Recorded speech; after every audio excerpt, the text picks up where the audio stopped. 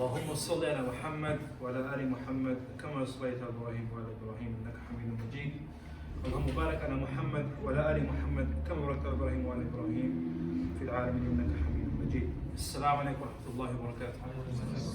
So we welcome you to today's talk on reaching the inner dimensions of worship. We are honored to be joined by Dr. Ustadha Anika Arshad. Dr. Anika Arshad is a teacher of Quranic Arabic as sacred texts, and she is also a member of the British Board of the Scholars and Imams, as well as being a member of the advisory committee of the Solihull mosque. Alhamdulillah, Ramadan is soon upon us, only 3 weeks to go, inshallah. So today's talk will focus particularly on fasting and reaching a general spiritual focus. Inshallah, I pray to Allah that we apply what's done from the talk today, we apply that in our lives, in our teachings, inshallah, before Ramadan, and be able to benefit the most. And inshallah, hand over to Ustadha. Assalamu alaikum everyone. Everyone well? I hope the studies today weren't too technical in your lecture theatres, because I'm going to be talking about nice, easy topics. But before I start, thank you, Tamanna, for the most wonderful hot chocolate that I've ever had. Before I start, it is my honor to introduce my Sheikh, my own Quran teacher, and my husband, Sheikh Amr Al-Ulemi. I wanted him to start with the recitation of some of the verses of the Quran, which I would be expanding on today. Sheikh Amr is a graduate of Azhar University. He has ijaza in the 10 recitations of the Quran. He finished his hifz, I think when you were 11, I guess, yes. Since then he has read Quran, given ijazas to his own students all over England. He goes to events, and I really should not be saying much because his recitation will say it all. So without further ado, Sheikh, please.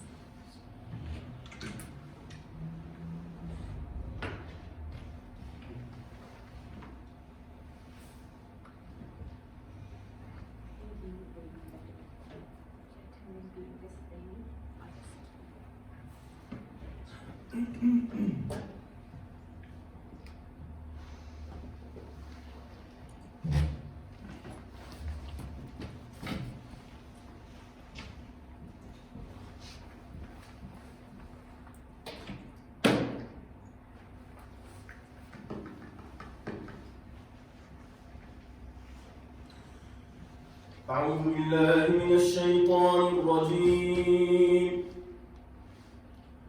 بسم الله الرحمن الرحيم. يا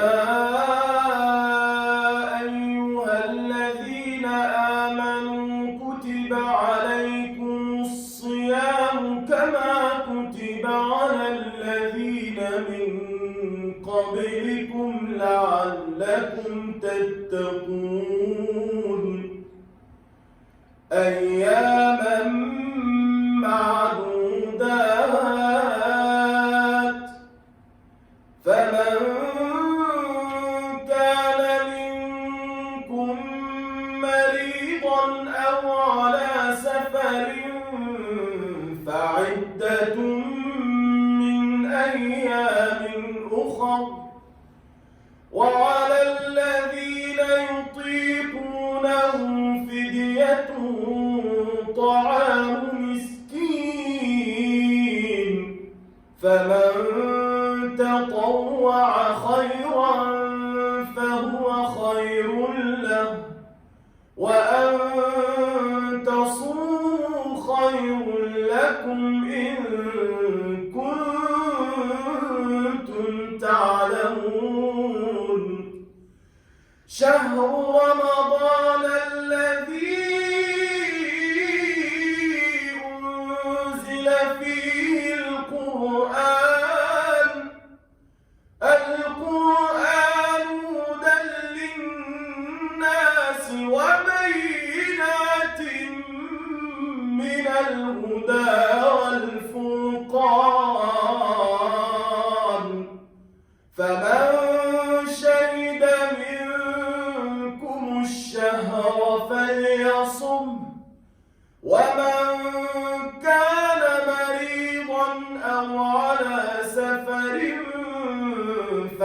فعدة من أيام أخر يريد الله بكم اليسر ولا يريد بكم العسر ولتكملوا العدة ولتكبروا الله على ما هداكم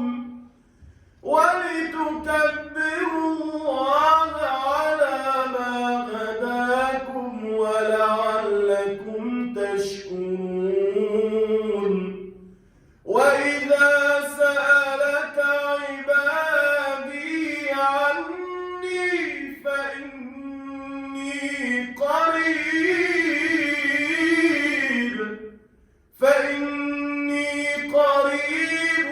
أجيب دعوة الداع إذا دعان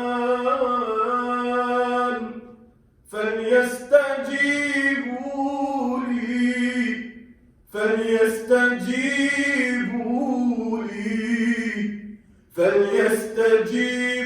لي وليؤمنوا بي لعلهم يرشدون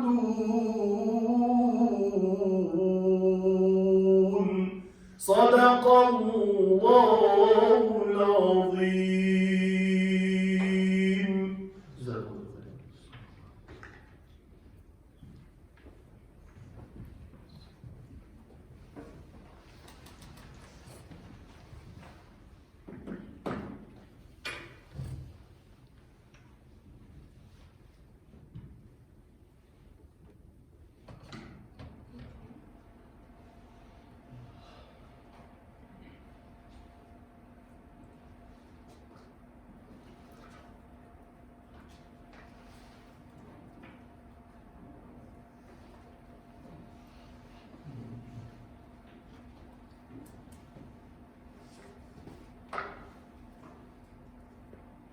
الحمد لله الذي جعل الصوم حسنا وجنة والصلاة والسلام على أشرف الأنبياء والمرسلين طب القلوب ودوائها وعافية الأبدان وأهلها ونور الأبصار وضيائها وعلى آله وأصحابه وسلم تسليما كثيرا. So, you heard the beautiful verses of Surah Baqarah. When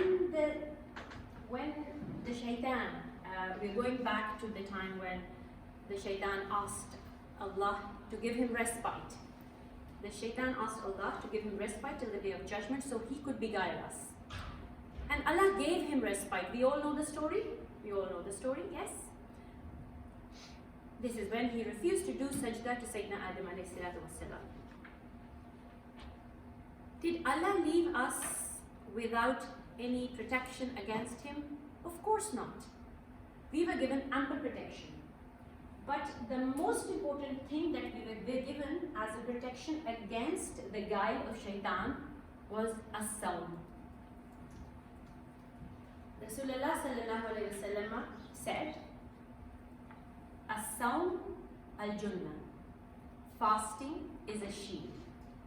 The topic that I am going to elaborate on today, the whole of that is based on this, as-sawm al-junnah. Does anybody know what the word as-sawm comes up, where is it from? I know there is an Arabic student in my class. I was thinking down in my chair, she shouldn't have told me. Yeah, does anybody know what as-sawm comes from? Can I read? Is there a light here? Yep. Anybody? No? As-sawm is from as-sam. Sam is silence. When Sayyidina Maryam alayhi salatu wassalam, she went back to the people and she had the baby, Allah advised her that, I'll read the verses, it is Surah Maryam, verse 26, just a portion of it.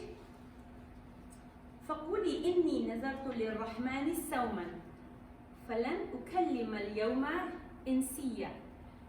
That when you go back to the people, say to them that I have sown a sawma, I have sown silence. So A sawm is basically to be silent, to be quiet.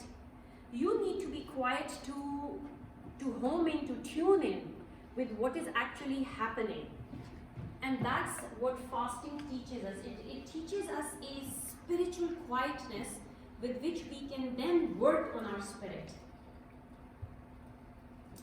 Every ritual worship, specifically the pillars of our religion, and what are the pillars of our religion? Of course, we have Tawheed, but then we have Salah, prayers, ritual prayer. We have fasting, zakat, hajj. But each ritual prayer is basically designed that we somehow adopt something from the Sifatullah. Here, of course, it is written, تَخَلَّقُوا بِخَلْقٍ مِنْ إِخْلَاقِ اللَّهِ. Adorn yourselves with the attributes with an attribute, shall I say, from the attributes of God. My other job today is to teach you what is fasting going to help you achieve. Which sifa of Allah is fasting going to help you achieve? So remember this phrase, because at the end of the whole talk, and somebody needs to keep my time. I tend to just go on and on, so somebody needs to tell me 5 minutes left or something like that. Please, I'll leave you to do that, Muhammad. Thank you. Rasulullah sallallahu alayhi wa sallam taught us a dua. Ya Hayyu Ya Qayyum bi rahmatika astaghis. Oh, the ever-living, the Hayy, the Qayyum, the eternal. By your mercy, I beseech you, I call upon you. Astaghis, I am seeking your house. Aslili shani kullan. Sort out for me all my affairs. My affairs, all of them. Kullan, all of them. وَلَا تَكِلْنِي إِلَى نَفْسِي طَرْفَةَ عَيْنٍ. Literal translation is even as the eye just blinks. Do not leave me to my nafs, even for the blinking of an eye. So, if this is something Rasulullah sallallahu alaihi wasallam actually beseeched God for, that don't let us with our nafs. What is this nafs? And this is what fasting is going to help us train. Nafs. Does anybody know the difference between ruh and nafs? Guys, you need to talk to me. Don't just, I'm not asking questions so that you don't answer. Do you know the difference between ruh and nafs? Okay, a bit probably technical a topic. Nafs is something, this is like me, yeah? Me. That's your nafs. What do I want? Nafs is of 3 types. Where have we got these 3 types from? Of course, from the Quran. I will just mention them. An-nafsul ammara bis-su.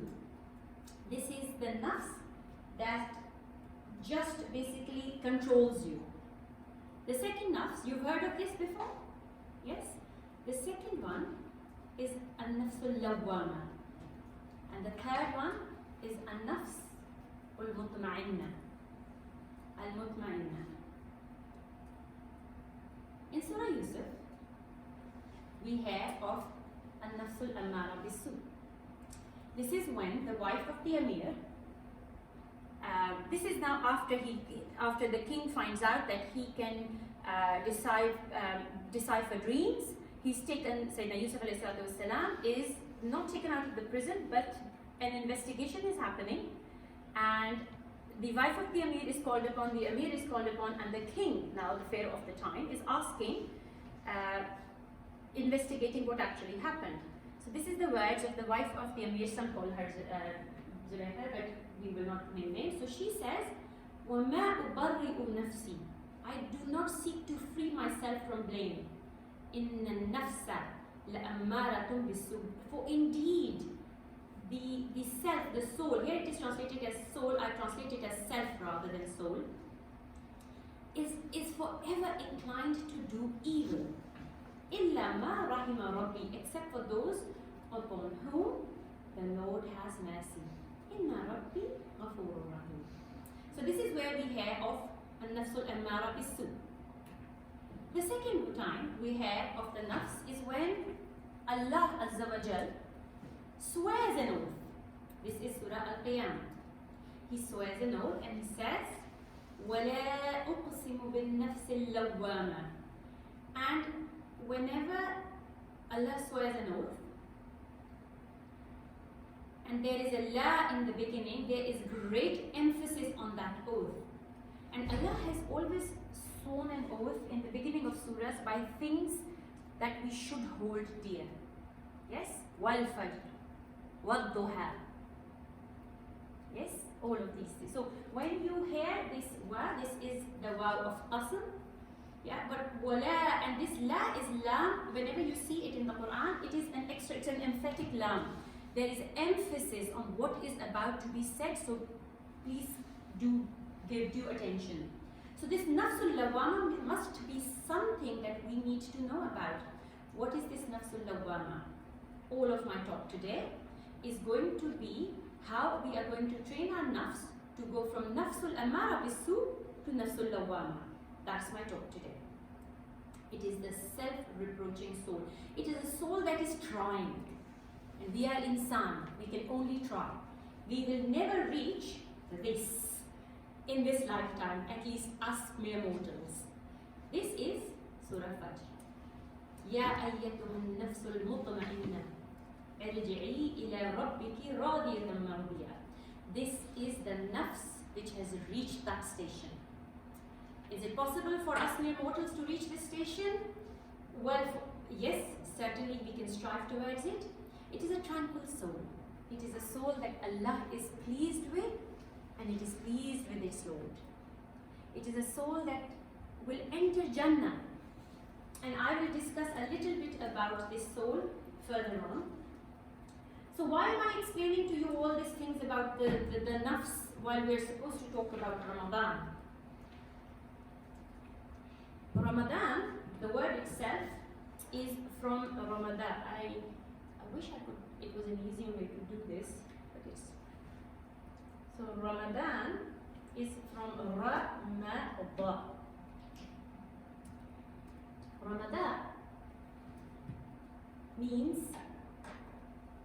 does anybody know what Ramadan means? We all know that it was one of the months. When did you? To burn. Excellent, well done. It is to scorch or to burn. Any metallurgy students in here? Anybody who studies materials? Yes? No? Anybody knows how metal is purified? What do you do to the metal to purify? Get rid of the impurities from it. Come on guys, you're all, I'm sure, studied chemistry at some point. No? Heat it up. Sorry? Heat it up. Of course, heat it up. So in order to get impurities out of gold, for example, and if you've got something like an 18 karat gold or something and you want to make 22 carats out of it, you throw it in the furnace. You throw it in the furnace and all the impurities are separated and pure gold comes out. That's how most of metals are purified, by heating them up, by actually burning them. Then it is no other way to purify your soul other than to burn it. And that's why eventually people will be thrown in hellfire, and when they are pure back into heaven, we shall go. We hope to go straight into heaven without any hellfire interludes, but that's it. So Ramadan is a way of actually cleansing our soul before it will actually be burnt in hellfire. So we don't need to go that far. Ramadan is our shield. How is it our shield? So we also have heard of this hadith of Rasulullah sallallahu alaihi wasallam, and Rasulullah said, when it is the first night of Ramadan, the shaitan and the mischievous jinns, they are chained up. They are chained up. وَأَبْوَابُ النَّارِ فَلَمْ يُفْتَ مِنْهَا بَابٌ, and وَغُلِّقَتْ أَبْوَابُ النَّارِ, and the gates of fire, the hellfire of Nar, are closed, and none of its gates are opened. فَلَمْ يُفْتَ مِنْهَا بَابٌ, and not even a single door is opened. وَفُتِحَتْ أَبْوَابُ الْجَنَّةِ, and the doors of Jannah are opened. فَلَمْ يُغْلَقْ مِنْهَا بَابٌ, but at the door of, and none of those doors are closed. وَنَادَ مُنَادٍ, and then a caller cries out, O seeker of evil, stop. يا باغي الخير أقبل ويا باغي الشر أقصر. And not just that, وَلِلَّهِ أُتَّقَاءُ مِنَ النَّارِ. And Allah frees the necks of people. That happens every day. My question to you is, do you guys stop sinning when it's Ramadan? People stop stealing, there's no murder that happens. And I'm not talking about Muslims. I'm talking about the whole world. Just look at the West, we're in the West. All your class fellows or your friends who are not fasting, are they not cheating, lying, hurting others, bullying? Does that all stop? Well, the short answer is no. Isn't it? Who's doing it? The shaitans are locked up. That's a Sahih Hadith. So who's doing that? Who's doing all of that? Who's doing all of that is the fact that the shaitan has whispered and has complete control of our nafsul amara bisu. It has trained it enough that even when the devil is locked up for a whole month, we carry on. We carry on. But why is then as-sawm al-junnah? Why then Rasulullah sallallahu alaihi wasallam said to us, was-sawm al-junnah, fasting is a shield. In order to understand how fasting can work as a shield, we need to understand how shaitan works. Okay? We need to understand how shaitan works. Rasulullah sallallahu alaihi wasallam also said, "Inna shaitan liyajri min ibni Adam majra ad-dam." Indeed, shaitan. I keep saying shaitan. I'm assuming you all know it is the Arabic word for the devil. Yeah, the big devil. Yes. And we all have our own little devils with us, assigned to us. Yes, we all know this. We all know we have our Qareem, who is constantly with us and he constantly whispers in our ears. That's our personal shaitan. Yes. He flows through our veins like blood. فَضَيِّقُوا مُضَارِيَةً بِالْجُوعِ. So stop, constrict its flow through you by hunger. Once Rasulullah sallallahu alaihi wasallam advised Sayyidah Aisha Siddiqa radiyallahu ta'ala anha and said, "Ya Aisha, dawini qar'abab al-jannah." Knock on the doors of Jannah. And Sayyidah Aisha said, "Limaza ya Rasulullah? With what ya Rasulullah?" And Rasulullah said, "Bil-ju." Ju is hunger. With hunger. So knock on the doors of Jannah with hunger. And hadith after hadith after hadith that keeps telling us that somehow fasting will save us. Yet I am telling you, you are fasting and the whole world is sinning at the same time, ourselves included. Why should we exclude us? What's going on? We are fasting, but we are not truly fasting. We are the fasting non-fasters. And Sayyidina Abu Hurairah said, how many are the fasting non-fasters and how many are the non-fasting fasters? So I'm going to explain these words to you. Oh, what have I got up that my son so kindly drew for me in the car as we were, he made a slide for me as we were driving up, because I had scribbled on my iPad some horrible diagram, which I will show you guys. But he converted it very nicely to this slide. Fasting, we all have lower desires. These are our shahwat. This is a nafsul amara bisu, this thing here. It inclines us, what is this? This is me. I deserve this. I want this holiday. I want to be better than her, or I want to be better than him. I want this dress. I want to. This is me. I deserve it. She doesn't deserve it. I do. It's like me. This is what tells you, this is the shaitan whispering in your ear to tell you when you're about to do something wrong that it is actually right. It makes you believe it. The shaitan makes you believe that the wrong is actually right. When you're going to wrong somebody, when you're going to harm somebody, they deserve it. It's their fault. It's not your fault. You should bully this person because they deserve to do this. That's nafsul amara bisu. And what really gives strength to this nafsul amara, this me, I deserve this, is when you're satiated and quenched. So when you're satiated and quenched, basically you're full, the whisperings of the shaitan to give your nafsul amara bisu a complete strength works. It's like the door is open for the shaitan's whispering and for you to listen. But when you are hungry and thirsty, somehow this door closes. This is why as-sawm is al-junnah. It is a shield. Why? Because when you are hungry and thirsty and stomach quiet, when you are quiet, the attack and the constant whispering of the shaitan does not work. He cannot train you anymore. Okay, shaitan can't influence at this point in time, but he's done his job, hasn't he? For the other 11 months of the year, he's trained you.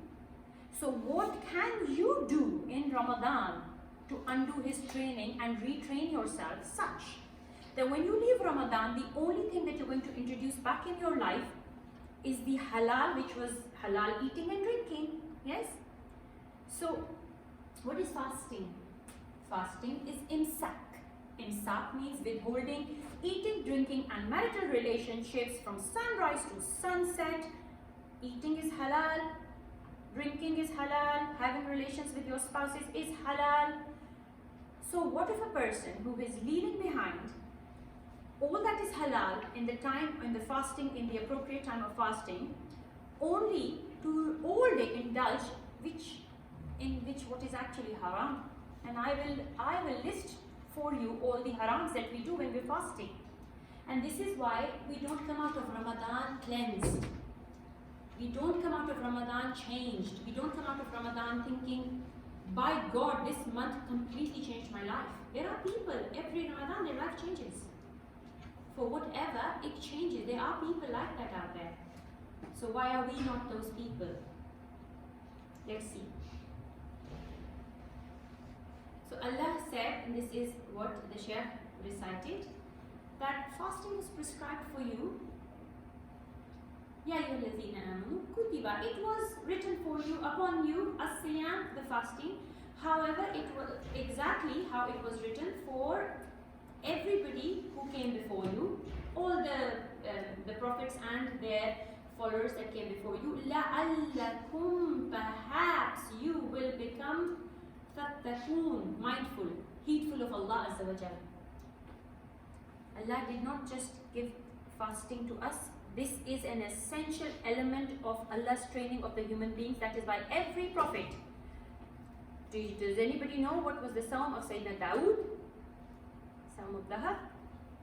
Fasting one day, leaving one day, fasting one day, leaving one day. Yes? What was and what was the fasting of Sayyidina Rasulullah sallallahu alaihi wasallam? Does anybody know?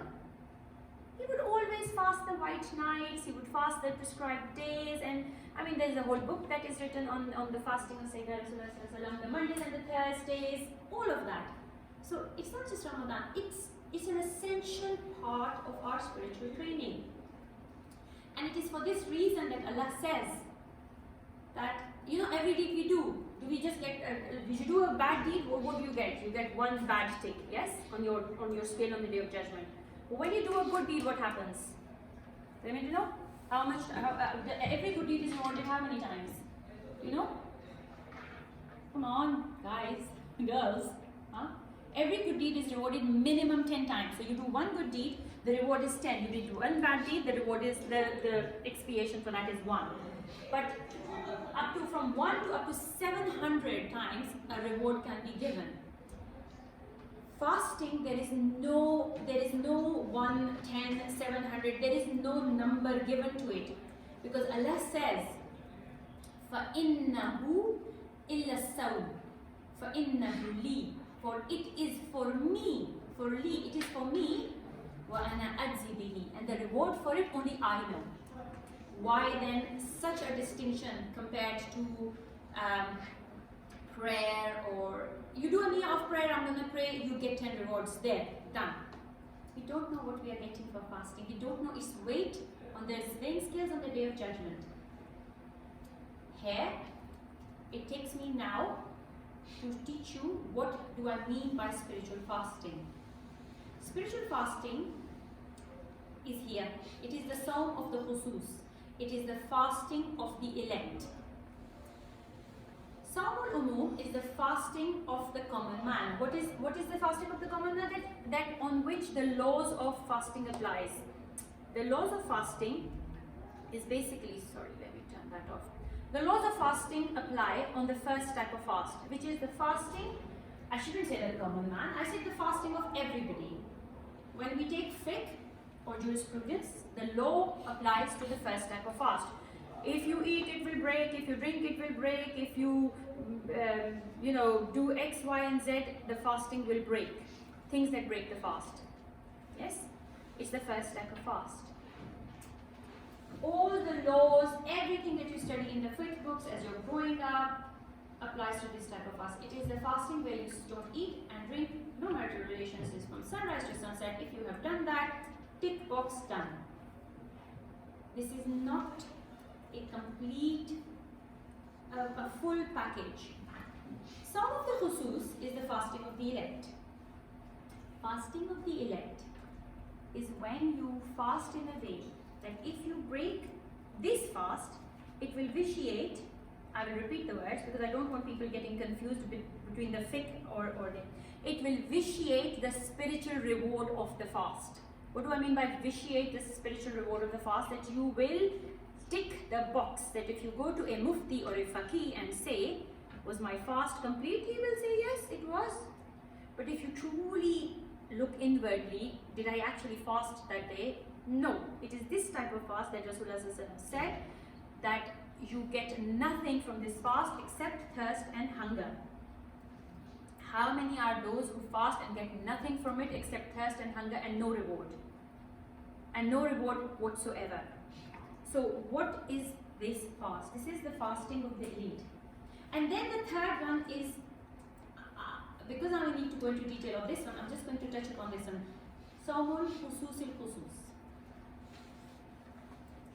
Sawmul Khususil Khusus, fasting of the elect, is a fasting where everything that you do is for Allah Azza wa Jalla. You get up, you go to work so that you can provide halal income for yourself and your family because Allah has ordained it so. You will sleep so you will have the energy to worship Allah Azza wa Jalla. There is nothing you do in your life, you will not take a step. You have come here. The only reason you have come here is to please Allah so that He is pleased with you.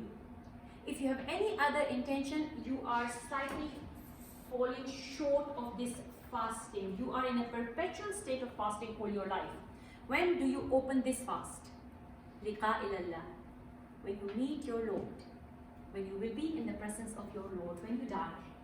So this fasting is for the Anbiya, for alayhim as-salatu was-salam, for the Muqarrabeen, for the Awliya. This fasting I will not discuss in any detail because my job is to go here.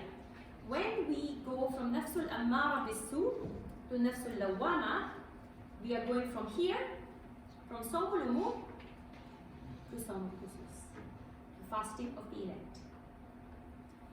So the first thing that we need to now see is how did Rasulullah sallallahu alaihi wasallam train us to do this fasting, which is fasting of the eyes, of the ears, of your tongue, of your limbs, of your personality, of truly fasting of the stomach, not just stopping eating and drinking, a true fast of the stomach. How are we going to do this? So, Rasulullah sallallahu alaihi wasallam said, "Khamsun yufturna as-sa'im." 5 things basically open the fast of a fasting person. Kadhb, lying. Ghiba, backbiting. Namima, slander. I need to explain to you the difference between ghiba and namima. وَيَمِينُ الْكَاذِبَ, a false oath. And an-nazar bil-shahwa. An-nazar bil-shahwa, and a lustful glance when it is not controlled. You can glance at somebody once, that's allowed, remember. One of my teachers just said, what if, actually a student asked the teacher, what if I have a glance and I don't turn back? Is that still considered one glance? No. The head needs to come back. That is how you break that lustful glance. Okay. Rasulullah sallallahu alaihi wasallam said, I will start with the last one, an-nazar. You know our eyes, you know what they are?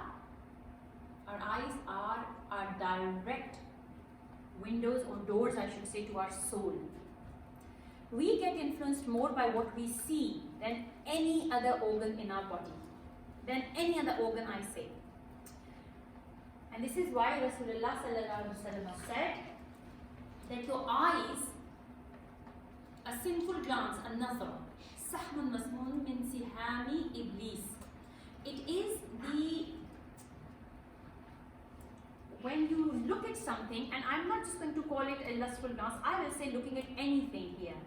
It is like a poisoned arrow from the arrows of Iblis. Why? How are we wasting our lives these days? Come on guys, we all have it in our hands, even I had it, yeah? It's our smartphones. TikToks. How many lives are wasted on TikTok videos? How much do we get influenced by adverts that we see on social media and say, I want this? Oh wow, look at this, you know, ladies, whether it's, I don't know, makeup or something, I don't know, and for boys, I don't know, trainers or something, but you see somebody wear something, this will look good on me. You see, we waste our times watching repeated videos, and now it has, you know, social media, Facebook, they've latched on, and I'm not here to teach you how advertising works on social media, but literally you just have to say the word. And then it is there for you on your phone to see it the next minute. You want to buy something, it's there, advert after advert. The amount of time we are wasting by looking, what do you think we're using on our smartphones? We're using our eyes. And the way this is influencing our souls, it's destroying our souls. So this Ramadan, if you want to follow the hadith of Rasulullah sallallahu alaihi wasallam, stop your social media time, screen time. That's your first spiritual fasting starting of your eyes. Your eyes need to have a rest. That's the first thing you will do. This is part of your fasting, okay? And one who avoids it, being mindful of Allah, you will see this. فَمَنْ تَرَكَهَا, the one who stops, خَوْفًا مِنَ اللَّهِ أَتَاهُ اللَّهُ عَزَّ وَجَلَّ إِيمَانًا يَجِدُ بِلَاوَتَهُ فِي قَلْبِهِ. You will feel an immediate improvement in your life. A sweetness in your heart, a sweetness in your soul. You will feel it. Just give up watching things on your phone. That's the first thing. Does anybody, do you all remember what happened? You are all, I'm sure you all remember. You know what happened in New Zealand when that guy, he went into a masjid and he shot all the Muslims and stuff, and then all that happened. Why do you think we know so many people who shoot Muslims? Happening now in Palestine, in Yemen, in Iran, Iraq, in all over the world. Innocents are being shot every day, hanged, done, kidnapped, whatever. Why did that one incident when a man entered a masjid and he shot men, women, Muslim, innocent praying, why did it shock us? Why were we the whole world shook? You know why? Because he showed it live on Facebook as he was doing it, and there were people watching it, and you saw it. If you just read about it 3 days later in a news clip, paper clip, nobody would have been so shocked. But we saw it. This is what the eyes do. When you see something, it affects you, it affects your soul. So watch what you see, control what you see in Ramadan. Start training your soul. Remember, the shaitan is not there telling you new things. You have a break from the new whisperings. You have your nafsul ammara bisu. Your job is taken from nafsul ammara to nafsul lawama. Now I'm telling you how to do it. That's the eyes. The eyes, I mean, I can literally spend here for 1 hour to speak about the eyes, but let's move on. The second thing is basically fasting of your sort of tongue. Yeah? Fasting of the tongue, I need to explain to you the difference between ghiba and namima. Does anybody know the difference between ghiba and namima? Ghiba is backbiting and namima is slander. What's the difference between Ghiba and slander and backbiting, that's English words, come on. Yes? Backbiting is true. So ghiba is not that you're making up a lie against the other person. I may sit with my friend and I will say, oh, did you hear such and such? She was doing this and this. She was actually doing it. I'm not sitting here lying. Yes, I have not made up a single lie about this person. I am relating factual information. This is ghiba. Why? When does this become ghiba? Ghiba becomes ghiba when, if she or he was to find out that I was saying this factual information about him or her to this person, it will hurt her. As little as it will hurt her. I'm not saying it will make her angry, she will come and beat me up or something. No, it will hurt her. She wouldn't like me to say that. That's ghiba. Okay? Namima is another level. Namima is, you have made it up actually. It's not true. You have spiced it up. So I will, in order to make this conversation with this friend of mine a little bit spicy, so she listens to what I'm trying to say, I will say, you know about such and such, she did X, Y, but I'm adding the Z. Okay? I'm adding that little spice to make my conversation spicy. That's namima. The punishment of slander is in the Quran. I don't need to go over it with you guys. It is major. Okay? But what is ghiba? Ghiba is chit chat over coffee. Ghiba is standing in your workplace, and you guys are not in workplaces right now, so I normally give lectures to adults and everybody's in the workplace, but standing in your lunch break over coffee and saying, have you heard this about her? Have you heard this about him? Do you know who said this? Do you know? Please do not mistake ghiba with when you have to talk about people in a disciplinary hearing, in a grievance procedure, when you have to talk about people who have abused you to a counselor, when you have to talk, please listen to the difference here. When there is a need for you to expose somebody who is damaging a business, a relationship, is an abuser, is bullying, is XYZ, that is your duty to speak. That's not ghiba. So don't confuse the two at all. Ghiba is when from this conversation nobody is going to benefit. Nobody is going to benefit from this conversation and you are just having it, so stop. What will happen in the workplace? A technical way to do it is how I'm only going to tell you how I try to practice it. I often fail miserably, but how I try is I work in a dental practice, and lunch break is a fantastic time when all staff, which is specifically our nurses and our dentists and therapists and everybody sits together, and it starts over lunch. I get up, I politely say what Rasulullah has taught us to say. Of course, I am sa'ima. Inni sa'im, inni sa'im. I am fasting. Once politely, no need to be rude. Do not try to, push it. Just I'm fasting. Just very politely. No need to show them that, oh, you are talking about somebody, and get up and leave. Specifically, if they deliberately come to tell you about something that you think is going to eat my brain and it's not going to help me, it's going to break my fast. It's going to vitiate the spiritual reward of my fast. Get up and leave. It's as simple as that, not rudely, politely. People are very understanding. You'll be like, okay, maybe she's got a headache, why she left? I was just going to give her some juicy gossip, and she's left me. But leave, get up, remove yourself from the situation. Rasulullah said, fasting, as-siyamul junnah, it is a shield, it is a protection. فَإِذَا كَانَ أَحَدُكُمْ سَائِمًا فَلَا يَرْفُثْ وَلَا يَجْهَلْ فَنِمْرُؤٌ قَاتَلَهُ. So if somebody instigates him from being argumentative in a fight, this is more for boys. Girls are just gossiping and bitchiness happens here, but for the boys, you're hungry, you're not going to get that angry. But hangry, have you heard of, what is the word? Hangry, isn't it? Hungry and angry together goes hand in hand. So when you're all hangry and you're about to offload on somebody, say to yourself, what did Rasulullah say to me in this situation? Inni sa'im.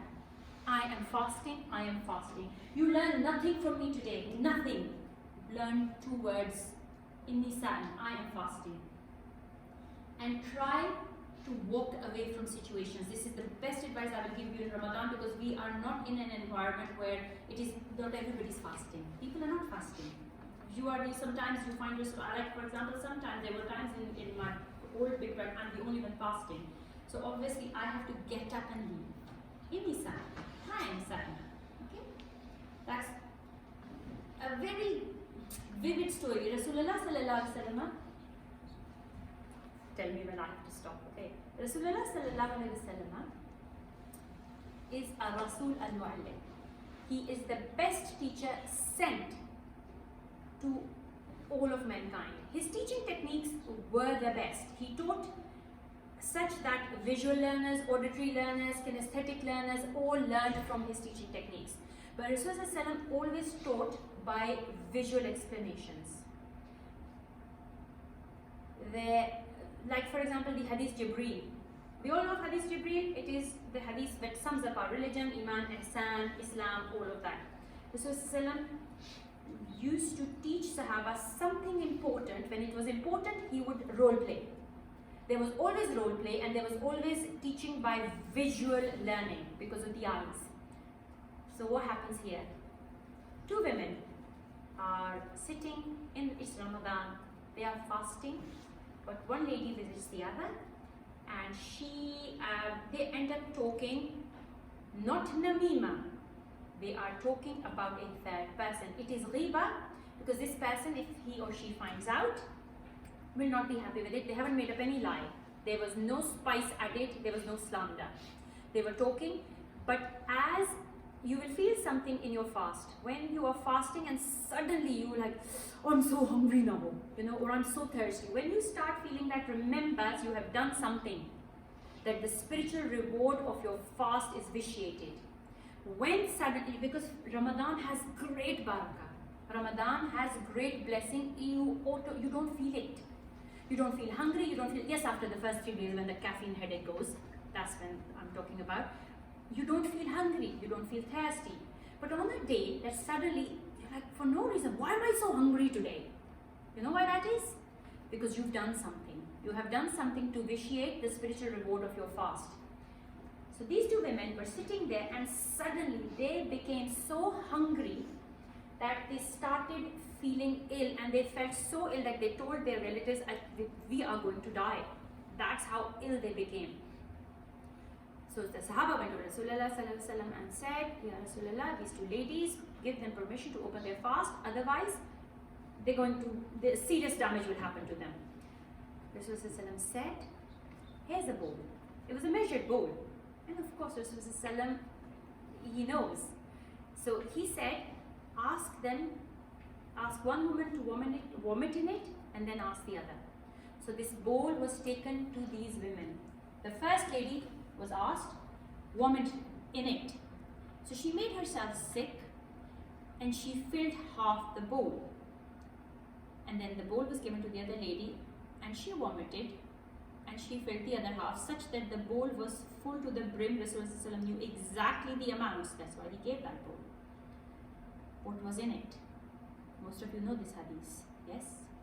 In it was bits of rotten flesh, pus, blood. They hadn't eaten anything, they were fasting. Where did this come out of? So it was so vivid, it was so visual, that the Sahaba would never forget. This is teaching, remember, teaching by showing them what they're doing, physically showing them what they're doing. What was this? Rasulullah said, Hatani, the two of them, Samata, they kept a fasting. Amma ahallallahu lahum, from what Allah made halal from them, for them. So they were not eating and drinking. Water is halal, food is halal. But they broke their fast. Look, Rasulullah has clearly said it. They broke it by what was haram for them in the first place. So riba is haram. Riba is haram, fasting or not fasting. But you have broken your fast by doing riba. And what is riba? You have literally taken bits of flesh of your brother. And the hadith is very vivid, very long. In all the Sahasita, in the 6 hadith books that we call Sahih, they broke their fast by eating flesh of the person they were doing riba of. That's what backbiting is. So if after backbiting, or if you've done something, you will feel hungry and thirsty, and that will be a sign for you to teach yourself. Then Rasulullah taught us to control our ears. Rasulullah said, Al-Muhtaru, the one who does ghiba, wal-Mustami'u, and the one who lends the ear. Sharikani fil ism. They are as if the person who lends the ear. So let's say somebody has come to talk to you, and this person is going to do the ghiba, but you have lent your ear. You are standing there listening. You may even be a passive listener. Please note how difficult it is in our sort of situation. There are two men talking. They are doing ghiba. There is no point in having this. There will no benefit from this conversation. The third one is just there in the company. Get up and leave.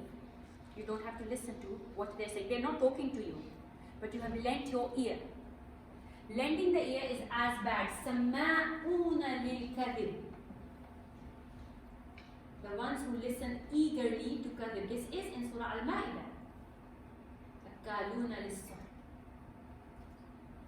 They consume, I mean, of course, that's a separate sentence, but you can combine the two, that it is consuming what is unlawful. So, basically, stop. Now comes the fasting of the limbs. Now, do you see anybody going around beating somebody? 5 minutes, thank you. So, do you see anybody going around beating people up? Ramadan or more Ramadan. Can you do that in England? I'm asking, really. Can you go and slap somebody around? Well, in the third world, we still can. Yeah, go to Pakistan or Egypt. It's easy. Somebody's annoyed you, go duff them up, no problem. But how can I now teach you fasting of the limbs? Can you go and beat somebody up? No, you'll be arrested. What fast? Everything else will be broken as well, yeah? What fast am I talking about? Fasting of the limbs, in our day and age, is the fasting of our personality.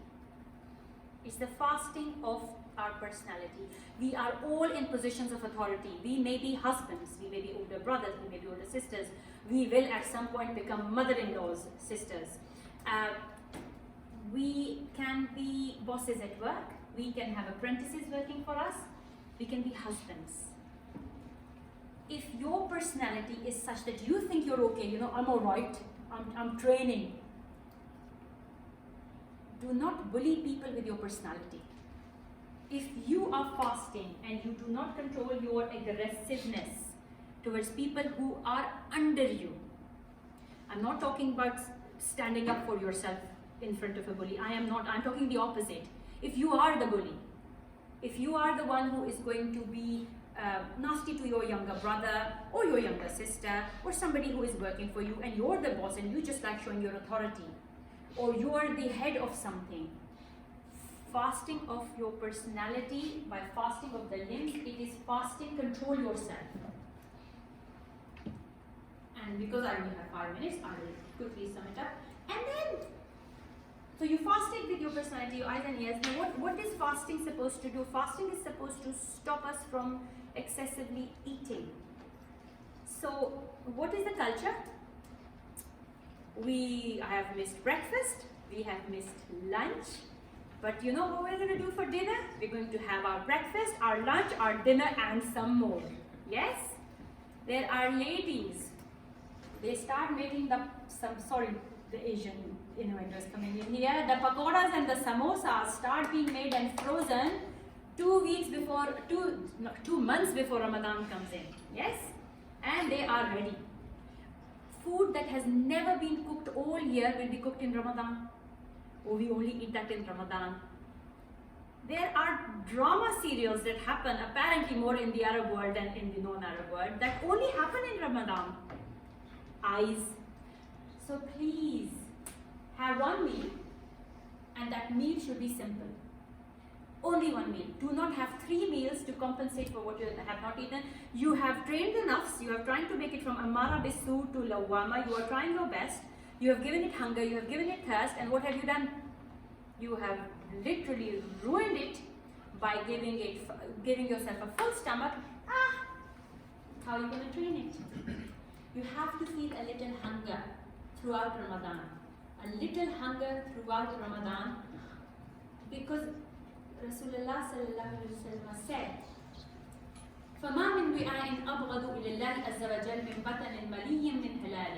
There is no vessel more disliked. There is no vessel more disliked by Allah the Almighty than a stomach full of permissible food. I am not even talking that you've eaten rubbish. Halal here means tayyib. Halal here means good food earned in a halal way, cooked in a wholesome way. I'm not talking about takeaways here.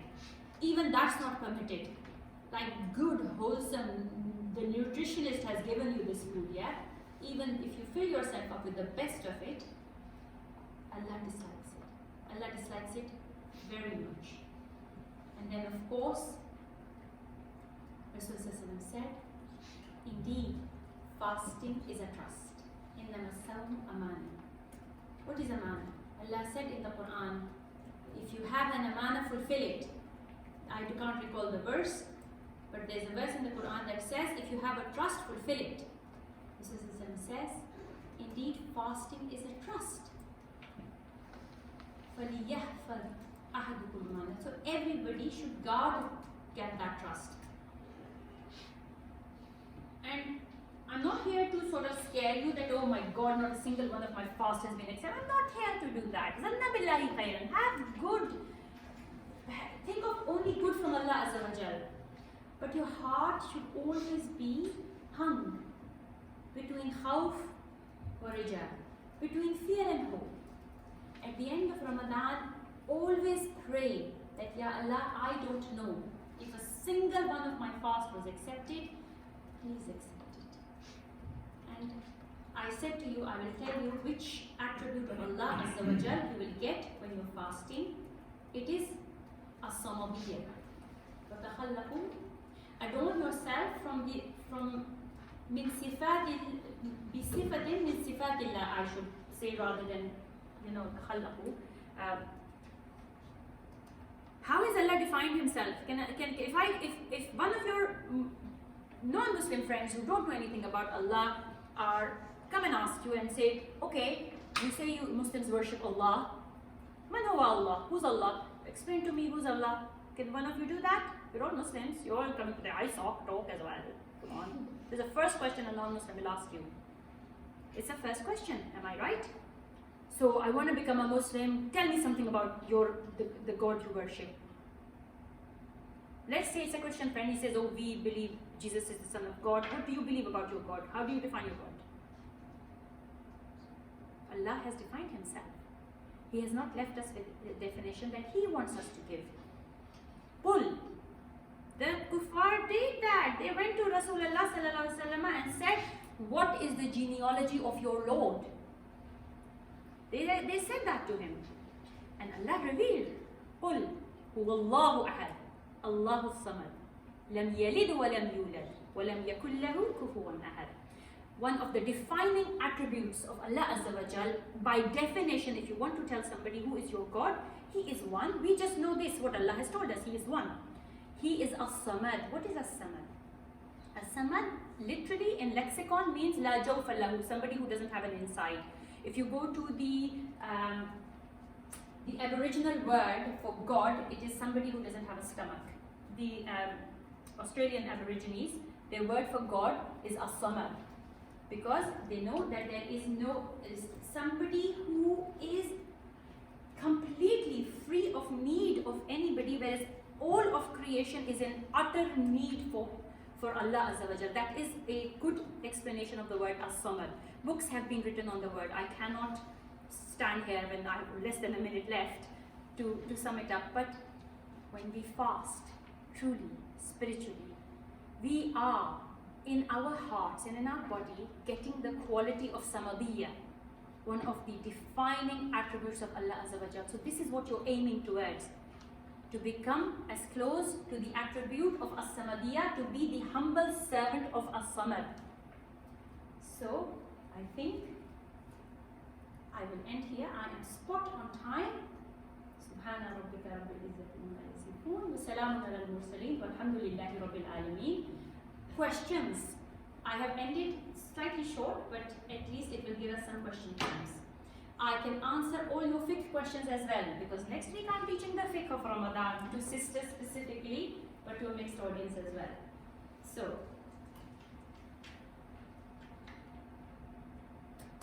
any questions? No? We'll end with this then. You know, this world, it is mal'oona. Mal'oona ma fiha, mal'oonun ma fiha. The world is cursed. Everything in it is cursed. وَمَا وَلَا إِلَّا except the dhikr of Allah Azza wa Jal. To be in constant presence of Allah Azza wa Jal. It doesn't mean that you have got a tasbih in your hand and you're going Allah, Allah, Allah all the time, or subhanallah. No. By dhikr, it doesn't mean just that. That's dhikr, please. Dhikr is that you constantly are aware of Allah. You are constantly with Allah. You are constantly talking to Him. And you know that whatever you are doing, He is watching. And you can always call upon Him in any situation, in any circumstance.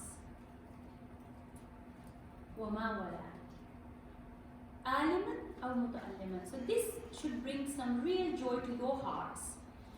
That in this world, everything is cursed except somebody who is either teaching or studying. So congratulations. At least today, we are amongst those who are not cursed because we are teaching and studying together. So, Assalamu alaikum wa rahmatullahi wa barakatuh.